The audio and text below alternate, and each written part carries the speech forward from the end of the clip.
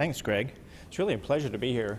There are a million things to talk about. And Lynn, I hope... I don't know how to do that, actually. Get short. I'll go like this. I'll lean over a little. The timing of this couldn't be more perfect from our perspective here in the city, and I hope that that's the case for you too, because this, I'll go through an overview of the Sustainable DC Plan, which we developed here in the last several years, and you'll see health, and I'll emphasize the health integration there, but the sort of upfront confession is this is new territory, right? I'm at the Department of the Environment, I'm a geologist, I'm a lawyer, I work on environmental stuff, and came to the field of sustainability from that direction, which if you go to the cities many of you are in, you'll find sustainability offices that have come out of the environment departments or perhaps the health departments, but often from the environmental side. Well, today sustainability is defined by the three E's, right? The triple bottom line. Environment for sure, economy, and Greg is helping make connections there that we absolutely have to make. And the third is the social and equity, the community side, which often is embodied in health. And the connections across these are just not strong enough. They're not there. I'm going to point to a bunch of issues and questions we've got where we don't have the answers yet, and we're working hard to try to figure out how do these things play together. The ultimate idea being you're not a sustainable community until you are actually, literally environmentally healthy, right? People can live there and not die from environmental impacts, but they have to have a job, they have to be economically sustainable, and it has to be socially sustainable as well. The community fabric, the public health, and the equitable nature of the community. So with that, I'll run through some things. I'll point out a couple of folks that are here too. Wendy Haydo is our public health intern in our office and help get together this material. And also Shane Farthing is a former colleague, but he'll probably say I don't spend enough time on bicycling here. He's what runs the Bicycling Association for the city, so you should pile lots of questions on him later too. So our Sustainable DC Plan has come about. It was actually quite a long process. It was about an 18-month planning process. It was supposed to be 6 months originally. But we ended up with a very ambitious set of goals, a big document which is available online. I should have brought little propaganda materials today, but I didn't. But it's all available online.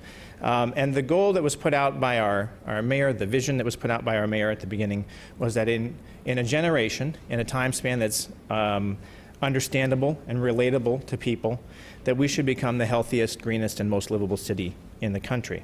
And you'll notice that healthiest is first there, actually. And so when you start putting together these questions about and talking about a vision statement, we couldn't have said we just want to be the greenest city in the country. It just would not resonate. It would not relate to people. That's not what we're going for. So when we made our sustainability statement, it says healthiest and then greenest and most livable. And that's not an accident. I also have to brag first, right? That's my job, representing the city. So but I'll brag quickly. I think that DC is a really interesting market for a number of reasons. That Lynn mentioned in terms of the sort of the turnaround, which has been a significant turnaround from very low dip to now a very rapid rise in a whole number of metrics.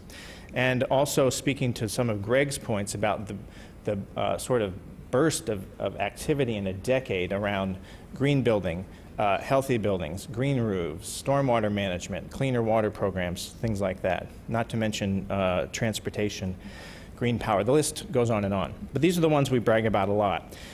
If you look at the cities that are building the greenest buildings or the most green buildings, the most Energy Star rated efficient buildings, DC is right at the top, either in absolute numbers or certainly per capita. So we always like to mention that. So yeah, we do well per capita. We're only a city of 650,000. But in terms of real numbers, we have as many Energy Star buildings as Los Angeles. Within a couple, we're number 2. We have as many LEED certified buildings as Chicago and New York and cities like that are 5 and 10 times our size. We buy 100% green power, and we're consistently, the last 3 years we've been EPA's #1 green power community. which represents, I should say both of the first of these, represent a significant public and private side investment in this. The government's not buying all this power, and it's not building all these buildings. This is the private sector adopting market greening in a significant way. We have an interesting approaches on specific programs, like our bag fee here, a nickel you'll pay for a bag at the market, and has seen huge drops in bag usage, and then the bags that we have to pull out of the river when we clean up the trash. We have over 2 million square feet of green roof, and last several years have been installing it faster in real square footage than any other city in the U.S. We now say the first major bike share. It's still, I think, one of the most active bike shares in the country. We're now eclipsed by New York and Chicago in size, but remarkable pace of growth here. And just as an example, we passed 8 million trips in this, I know it was about a 2-year-old program, Shane, 2.5, but 1 million trips in June, July, and August of this year. So this is, a lot of activity. And then in general, we're building on a history here, as Lynn alluded to, of walkable and transit accessible. So now we're at 50% of our trips are out of a car, let's say. So just a couple more thoughts on how we define sustainability, trying to be broad and inclusive here. This is not just environmental sustainability, although that is very significant. This is about options broadly, right? Options where you live, how you can get to work, what kind of power you buy, what kind of job you can have, all sorts of things. It's long-term vitality for the city.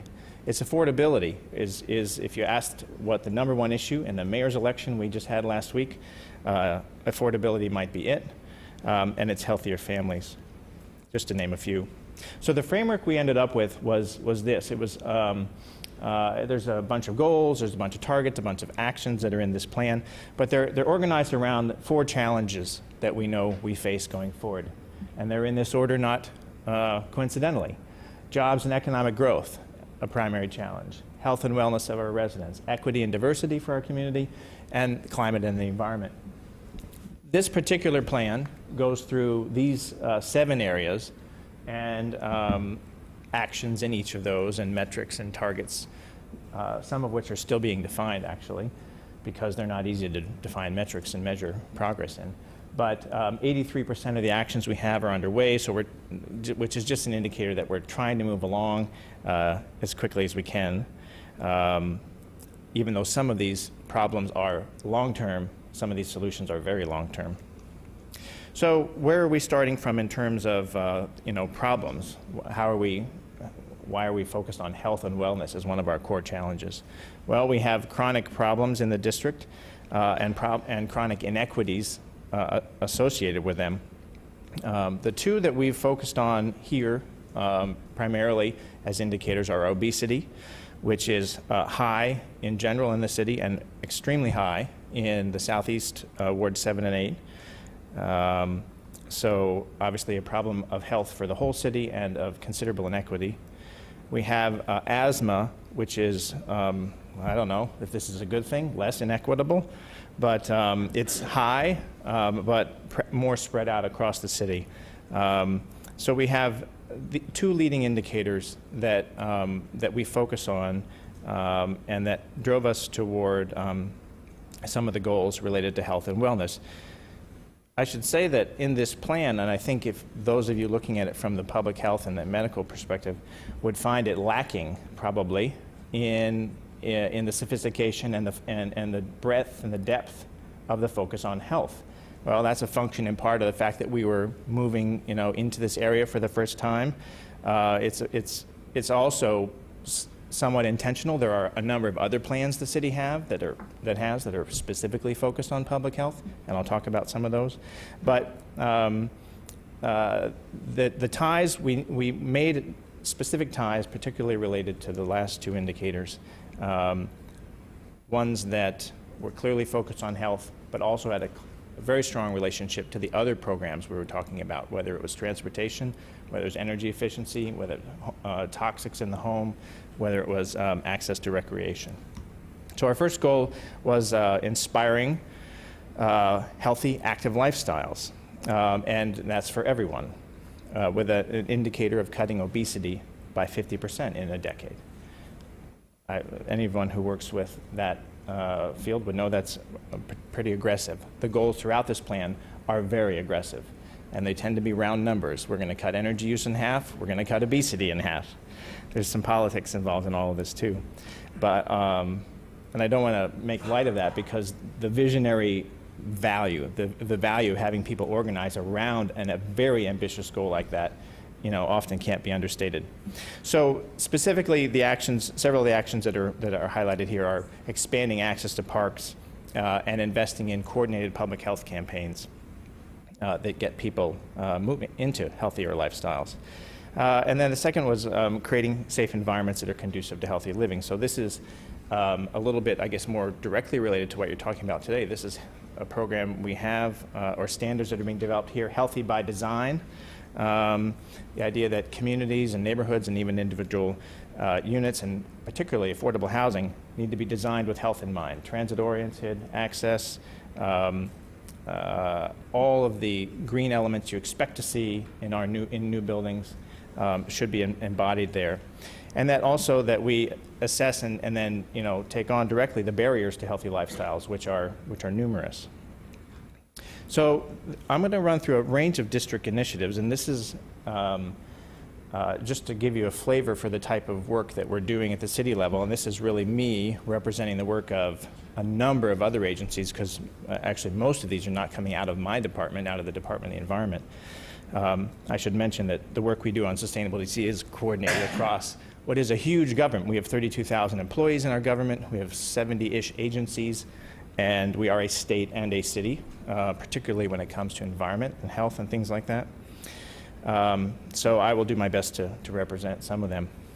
Capital Bike Share is one we talk about frequently, in part because it's grown so rapidly and is really emblematic not just of, I think it's one of our best examples of a rapid change, rapid adoption of programs that not only have people sharing bikes and taking bike share, but then leads to all the related issues of where do they ride their bikes. Well, then we need more bicycle tracks, we need more safe bicycle tracks, we need more trails and things like that. And we also need access, such as programs through a partner called Bank on DC, which allows people who don't have the means or the credit card or whatever the normal mechanism is to get access to bike share, to have access to bike share. Play DC is a citywide initiative to basically rebuild all of the city's playgrounds and parks. That's an effort that's about half done. It's tens and tens of millions of dollars. And so we have about 75 playgrounds, and we're cranking through about half of those. And if any of you are local or have a chance to roam around, you'll see some really interesting new playgrounds designed, in partnership with the community. They're all a little bit different, but they're very much designed to be activated spaces, more eyes on the ground, more opportunities for play in a safe place. Live Well DC is coming out of our, well, I should mention two, sorry.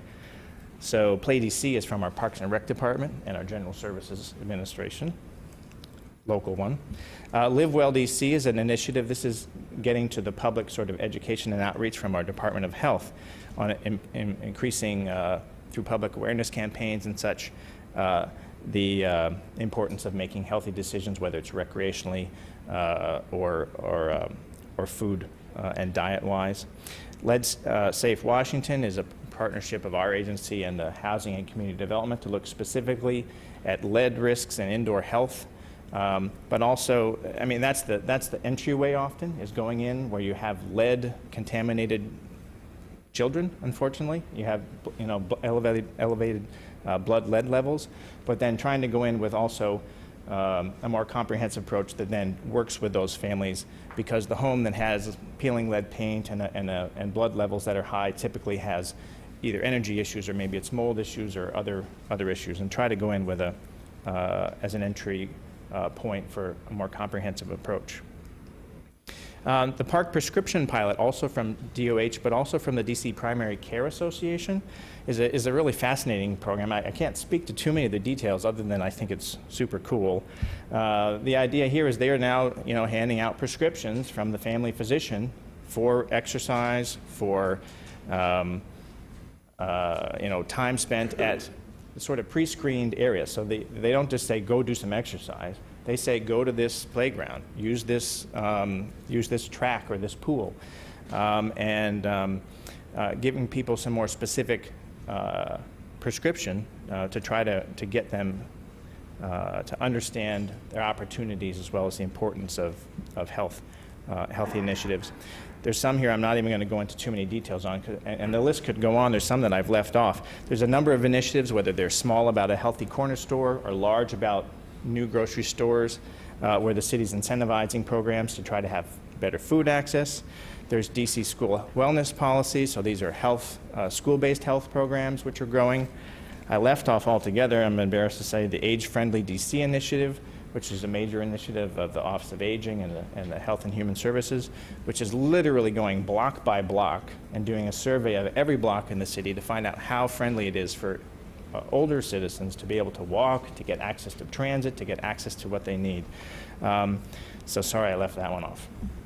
I'm going to pivot a little bit to bigger picture stuff and climate policy for a minute, just in the sense that it relates to Greg's comment, but also that it talks about a different area where we're looking at the need to change the urban form and deal with climate issues. And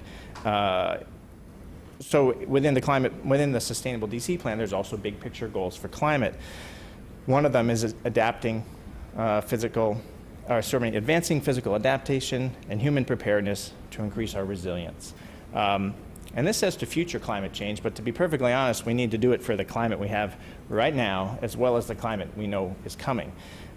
Sandy's an example of that, which you'll hear about later. So that's not, yikes, what problem are we going to have in 2032 or 2050? That's what problem could we have had in 2011 or 2012. So we have a target. This one is focused on structures, right? Requiring that all new buildings and infrastructure undergo climate impact analysis. So some other cities are ahead of us here. San Francisco just did it, Boston just did it, or Boston and Baltimore both have programs in place where new buildings coming into the system are getting screened. Well, are you designed for the climate of the future? This is a building or a road or other public infrastructure that's going to be there for 50 years, ideally, maybe longer. So we need to plan for the climate 50 years in advance. We already know that this only goes up to 2011, right? So this is a temperature increase curve here. So temperatures are rising. There's a sea level one that's much like this as well. We know habitats are changing, and when it comes to health, this is a little hard to read here, but this is a mosquito, the tiger mosquito shift over time. So they didn't used to be here, but now they are here. And so we see temperature changing, we see sea level changing, we see species moving, and I guess they're called vectors often in the health world, right? But we've got new ones to deal with. So we have a planning effort underway right now, climate resiliency and adaptation planning. We're waiting now on analysis of the climate impacts. The latest scientific projections we can get. What's the temperature going to be? What's the range of temperature going to be in 2030, 2050, 2080? Where are we going to be on sea level rise? Where are we going to be on storm intensity? Where are we going to be on a range of these factors? With heat that Greg focused on being a primary emphasis for us, because as he mentioned, that is the killer, really. You can get out of the way of a flood most of the time, and there's other impacts, but heat is what kills in numbers and obviously kills the most vulnerable people more than others. The second part of our study will be, once we have the numbers, this is what you need to plan for heat, this is what you need to plan for storm intensity, assessing where we're vulnerable and what our risks are, and then identifying solutions. So some of the initial data, this is from NASA, some analysis they did sort of trying to downscale for the district and the group at Columbia. They're sort of scary curves, right? And we had the actual curve a couple slides ago of how temperature's rising, but these are projected type curves. So, you'd be looking at significant changes in the climate, right? Days above 90, when you start to get to 60, 70, 80 days above 90 degrees, it's not very pleasant sounding for me personally. And also, can have huge impacts not only directly on public health, but on the air quality that we're breathing. Hotter air is often more polluted air, as well as impacts on the natural systems that we rely on. We've started to do some analysis of this. This is a project we worked on last year with the Global Cool Cities Alliance, trying to take a look and make some of these connections. And this was the first one we did, looking at impacts of expanding cool roof systems, expanding cooling of the city. What would happen if you take those practices, spread them broadly across the urban form, across the urban landscape? What happens to morbidity at times of heat waves? And you start to see numbers, statistically valid, hopefully, statistically significant numbers that show that when you start increasing the reflectivity of the city, you start seeing decreases in morbidity.